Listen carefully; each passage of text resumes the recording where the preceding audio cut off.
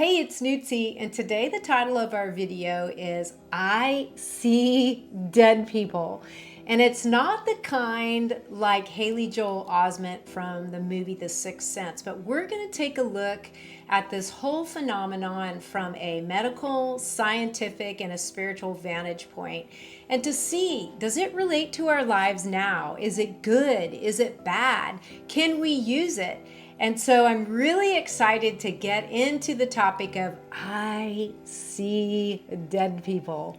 I've wanted to talk about this for such a long time, but I just didn't have clear guidance on how I wanted it to be brought all together or what I was feeling led to do. But today I'm going to start out with this clip of a woman named Jeannie, and she was part of this study done in the medical profession where the first 66 people, they took them and they interviewed them every day until their death. They were in a terminal diagnosis or a pre-death condition.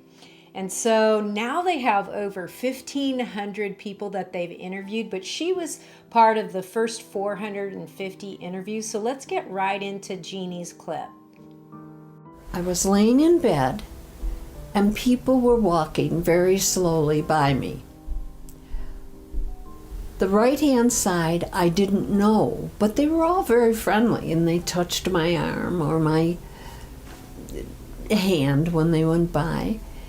But the other side were people that I knew. My mom and dad were there, my uncle. Everybody I knew that was dead was there. And they passed and did the same thing. I thought it was a good dream, but boy, I remember seeing every piece of their face. And I mean, I know that was my mom and dad and uncle and my brother-in-law. And I have seen my mother recently more. And how do you feel when you see her? Oh, wonderful. I can't say that my mother and I got along all those years, but we made up for it at the end. So you can see from that clip that Jeannie was obviously in a near-death condition, and she has obviously since passed on. But when they were interviewing her, she had clarity of thought and she was in the present moment and she didn't seem to be confused. And even though her body was declining, she obviously was receiving some kind of an emotional and spiritual healing. And so out of these over 1,500 patients that they interviewed until their passing, they found that 80% of them had some sort of near-death vision or dream or an encounter. And then 72% of them had interactions with loved ones that were deceased or family members and even pets. And then 59% of them had dreams like they were getting ready to go somewhere. They were packing their bags or preparing for a journey. And then the last 28% had some other kind of meaningful event that they would classify as a pre-death event. But most of them didn't have just one experience. They had multiple experiences. And there was an interview of a man that touched me just like Jeannie's. I mean, every time I watch that interview of her, my heart is just filled.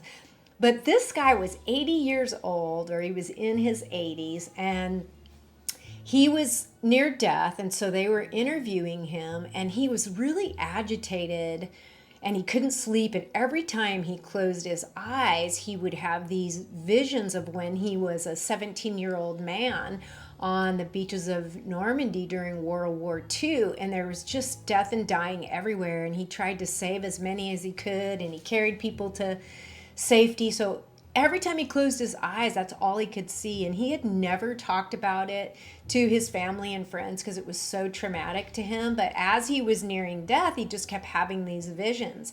And then he had one of these near-death or pre-death encounters. And he said he was standing on the beach in Normandy, and a soldier came up to him and said, "Hey, buddy, all of those men that you tried to save out here are coming to take you home. And from that point on until his passing, he had been comforted. And so what they found through this study, that the near-death or the pre-death encounters, the dreams and visions that people interacted with their loved ones, provided the most comfort.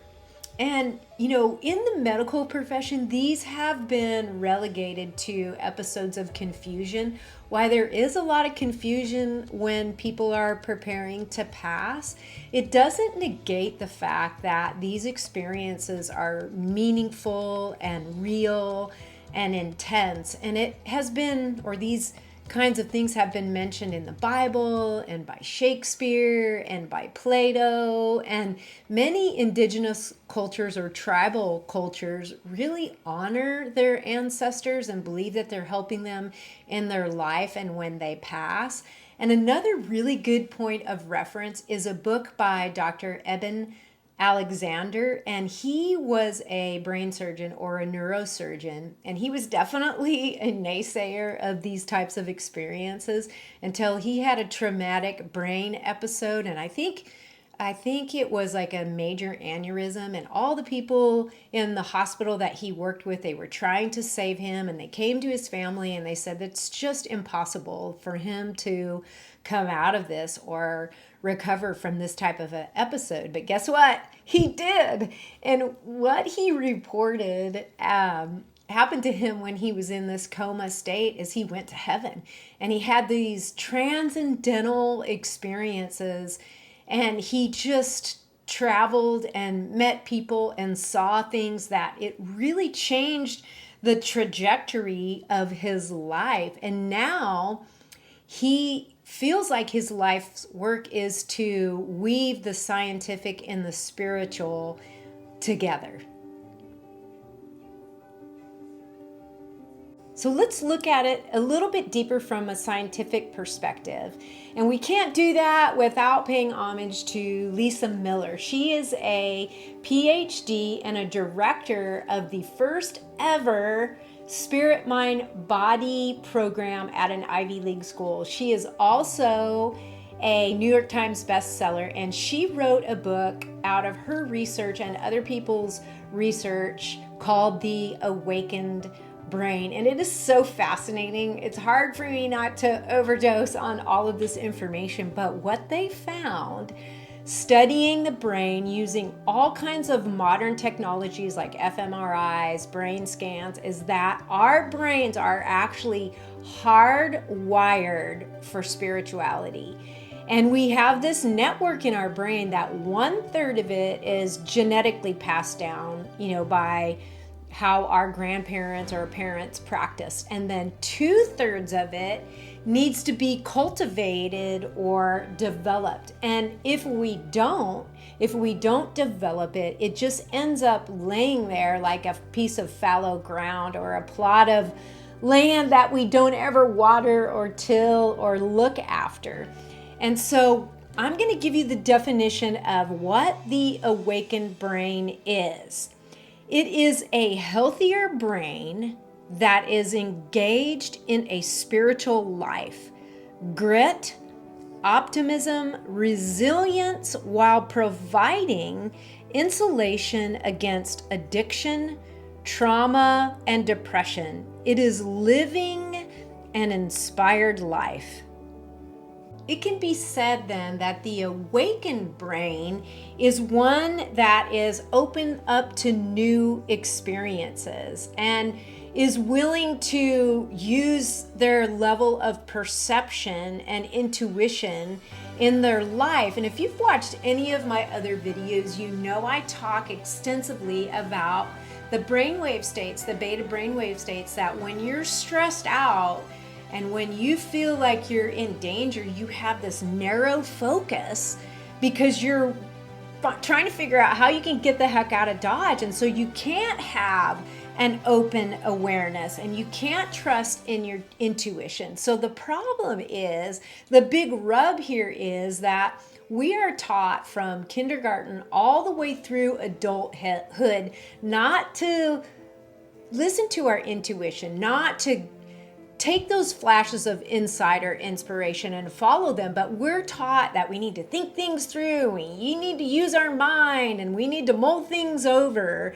And so subsequently, we are ever increasing in our ability not to know. We get farther and farther away from that deep intuitive knowing. And so it's a question of whether we want to develop or relearn to trust our intuition and tap into our perceptions and become aware of synchronicities. And I love how Lisa Miller talks about it. She says it's like going from being bereft to being cherished. And I would say it's also like going from being abandoned and neglected to being protected and held, or being in lack and loneliness and feeling safe and guided. And so it's about the inner and outer world lining up. So what they talk about in these studies and Lisa's book is that so let's say you're mulling something over in your internal world, and then like maybe you're thinking about moving to Mexico, and nobody knows that. It's just something that you have in your heart, and then randomly someone will say to you, you look like a person who would sell all their stuff and move to another country. Those are the kind of things that we become open to and aware of with the awakened brain, which causes us to be receptive and open to new experiences. But it's like we need to hard reboot our capacity for transcendence. And transcendence really just means going beyond the ordinary limitations, like those people in the pre-death experiences.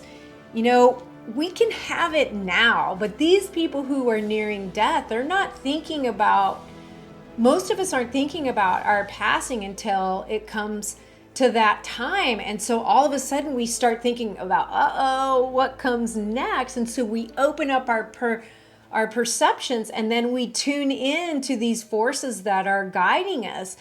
And my point is that I really believe we can have it now and in this moment. And Lisa Miller and others on the Awakened Brain Studies says there seems to be a detangling between spirituality and religion. And that is truly my sweet spot and what I love so much. I think that one of the things that I am really here to do is to demystify the mystical. And that's what I love about this information, is because we are all created equal.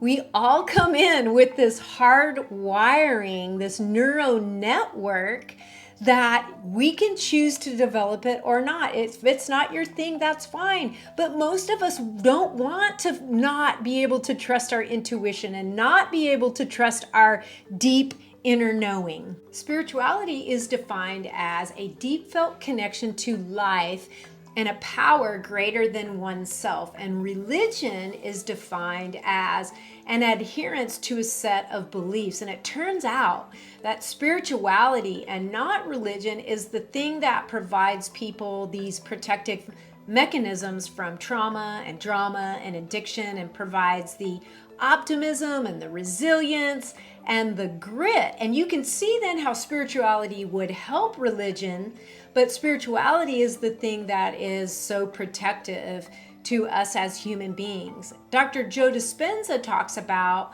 science is the modern language of the mystical. And Lisa Miller says that this whole awakened brain is about detangling spirituality from religion. The Cliff Notes version of the awakened brain is that by divine right, we are created and we are born with this hardwired neural network that we can develop. It's actually called the ventricular attention network, or the VAN network. And if we develop it, then it becomes stronger, or becomes more illuminated in our brain, and we tune into things like coincidences and flashes of inspiration, intuitive hits and insights and perceptions, and we can have all that if we so choose. And a big element of it is synchronicities. And Carl Jung talked about synchronicities a lot. And he defined it as an uncanny coincidence that seems to be meaningful. But for the awakened brain, they talk about it as an inner experience and an outer experience become linked, and it has great meaning to us. And studies show that the more we tune into those things, the stronger those neural networks become, because neurons that fire together wire together. So our portion of our brain that has to do with it actually lights up, and we get an increase in our spiritual awareness. And we all know that our brain is an unbelievable filtering apparatus, and it tunes into whatever our beliefs are. For example, let's say you're shopping for a new car and you decide, okay, I think I'm going to buy a white Jeep. And you're driving down the road and you never noticed a white Jeep before, but now it seems like every other mile or so, you're like, there's a white Jeep, there's a white Jeep, because the brain loves to tune in to what our beliefs are. And just like those people in the pre-death experiences or the interviews or that study, before that time, they weren't tuned in to where they were going. And then here they are terminally ill, and they all of a sudden open up to perception of what happens when I leave here, and they become comforted and guided. I have an experience that I want to share that I think is really a great illustration of how this works and how it worked in my life. And I made this reconnection recently, and it was someone who had attended my classes at the university. And Natalie and I had this conversation, and she reminded me how I would share these stories after my mom passed away, which was kind of amazing that I was brave enough to do that in that culture. But what happened to me is my mom called me and she was like, Nootsie, I don't feel very good. And she was crying, and she never cried or rarely cried. And I was like, okay, Mom, do you think maybe you should go to the doctor? Can you drive yourself? Do I need to call Dad? And she was like, no, I can drive myself. So she drove to the doctor, and then my dad called me and said, well, your mom's getting ready to have a massive heart attack. You need to come home. And so I was packing up my car frantically, and I was putting things in a suitcase, and I heard this voice say, you need to pack something black. And I was like, no, I do not want to lose my mom right now. I just can't deal with that. And God promises to satisfy us with long life, and she's too young to die. So anyway, I frantically drive home. I get home, and they decide they're going to try the balloon surgery on my mom, and it doesn't work. And so she was scheduled for open heart surgery the next day. So she's in the hospital. We go home, and I had this vision or this dream, and my mom was sitting on this beautiful red throne, and Jesus was standing in front of her, and he grabbed her hands and helped her stand up, and she sat back down. And so then he grabbed her hands again and helped her stand up, and she sat back down.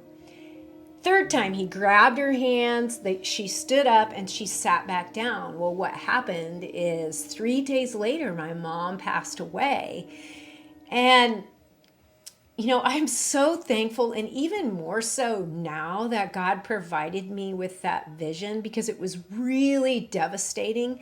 But what it did show me is that I am loved, and I am cared for, and I am guided, and that, we do have divine intervention if we will tune into it. And so now I want to go into weaving the medical, the scientific, and the spiritual together, which in Ephesians 2:19, it says, now therefore we are no longer strangers or foreign guests, but we are fellow citizens of the saints who have gone before us in the household of God. Meaning, we're not estranged from God. Right now, we have fellowship. We are citizens with the saints who have gone before us. And it also says that we are seated with Christ in heavenly realms, or we are fellow citizens of the heavenly realms. But my most favorite scripture about this subject is Hebrews 12:1, where it says, now therefore, not right before we die or not after we're dead, but right now, therefore, we are surrounded, or we are buffered on every side of such a great cloud of witnesses who have gone before us, and they are cheering us on. And we need to throw off everything that entangles us or trips us up, that wrong thinking of feeling that we're separated. And we need to keep our eyes on Jesus, who is the author and finisher of our faith. And I don't know about you, but doesn't that sound very much like the pre-death experiences of those people, where Jeannie had all these people passing by and touching her on her arms, and she had encounters with her mom and her dad and her brother? But the great news is that is something that we can experience right here and now. You know, if you look at Jesus, if he is our pattern, he talked to Moses and Elijah on the Mount of Transfiguration. He appeared to the disciples many times after his resurrection. And because of dogma and because of, I guess, medicine and science, these things have been relegated as something that, you know, comes out of confusion or should be scary. But I am here to testify to you, it is a gift from God. It is our sovereign right. We have the hard wiring to become spiritually aware, to insights, to inspiration, to intuitive hits. The really great thing is we have a choice if we want to cultivate this awakened brain, or we don't have to if it's not your thing. But I think that's why substances maybe don't work as well, because there is a cultivation that has to take place for those neurons to really fire and wire together. And I'm not saying God can't use alcohol or, you know, ayahuasca or CBD or whatever it is that you feel like you want to do. God can use those experiences.